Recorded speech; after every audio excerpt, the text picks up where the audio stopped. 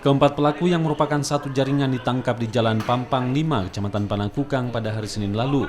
Satu pelaku dari 4 pelaku merupakan residivis, terpaksa dilumpuhkan dengan timah panas di bagian betis karena melawan dan berusaha kabur saat pengembangan kasus.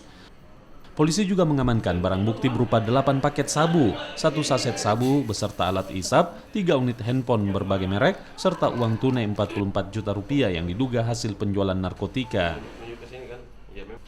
Ini yang IP. Informasi masyarakat. Jadi informasi masyarakat, tim kami melakukan penggerebekan dan penggeledahan di TKP di daerah Pampang. Jadi sudah merupakan target dari tiap tahun. Ya, rekan-rekan semua sudah tahu. Ternyata masih beroperasi dan lagi hari ini seorang residivis baru bebas tahun berapa hari? 2017.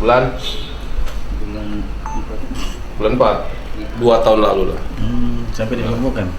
Enggak, sampai dilumpuhkan. Waktu pengembangan kami duga memang ada informasi sisa barang narkotika yang masih banyak karena dia manfaatkan kelengahan petugas di mana dia tahu banyak aparat yang kami yang bertugas menjaga TPS dan PPK yang memanfaatkan kelengahan lah.